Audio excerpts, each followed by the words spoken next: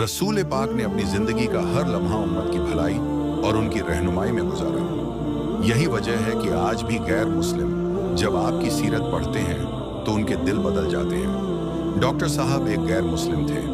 उनके दिल में यह वहम डाला गया था कि मुसलमान आतंकवादी होते हैं, बम धमाके करते हैं। वे जब भी इस्लाम का नाम सुनते पीछे हट जाते, लेकिन उनके दिल में इंसानियत का जज्बा बहुत था। वे सोचते थे कि एक ऐसी तंजीम बनाऊं जो इंसानों की खिदमत करे, चाहे मुसलमान हो या गैर मुस्लिम। एक दिन मिस्र के एक आलिम उनके पास आए। डॉक्टर साहब इंसानों के हक पर कुछ लिख रहे थे। आलिम ने हल्के से कहा, अगर कभी मौका मिले तो नबी पाक की सीरत पढ़कर देखना। ये बात उनके दिल में बैठ गई। एक दिन उन्होंने कंप्यूटर पर बैठकर सीरत ए रसूल के बारे में खोजा। पहली ही किताब खोली और कुछ पन्ने पढ़े तो दिल पिघल गया। वहीं कलमा पढ़कर मुसलमान हो गए। डॉक्टर साहब कहते हैं, मैं हैरान था कि जिस हस्ती को मैं आतंकवादी समझता था, वे तो सारी इंसानियत के लिए रहमत है। रसूल अकरम की सीरत में एक वाकया दर्ज है। एक दिन आप अपने सहाबा के साथ तेज तेज कदम बढ़ाते हुए एक गली में गए। वहां एक गरीब बूढ़ी औरत खड़ी रो रही थी। आपने रुककर फरमाया, बिलाल जाओ मालूम करो ये क्यों रो रही है।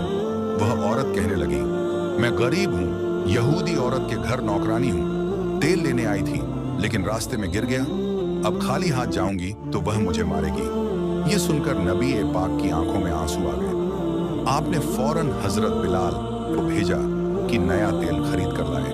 फिर फरमाया, इसके आंसू पोंछने से ज्यादा जरूरी कोई काम नहीं। फिर आप उस औरत के साथ उसके मालिक के दरवाजे तक गए। दरवाजा खुला तो यहूदी औरत सामने आई।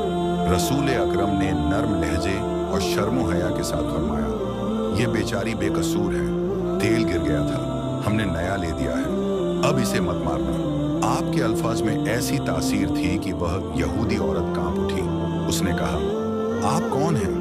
लोगों ने बताया, यह वही हस्ती है जिन्हें अल्लाह ने रसूल बनाकर भेजा है। ये सुनकर वह औरत भी ईमान ले आई और कलमा पढ़ लिया। डॉक्टर साहब कहते हैं, जिस दिन मैंने यह वाक़या पढ़ा मेरा दिल बदल गया। मैंने जान लिया कि इस्लाम आतंकवाद का नहीं बल्कि इंसानियत, रहमत और मोहब्बत का दीन है। यही है हमारे नबी सल्लल्लाहु अलैहि वसल्लम की सीरत। इंसानों के आंसू पोंछना आपके नज़दीक सबसे बड़ा काम था।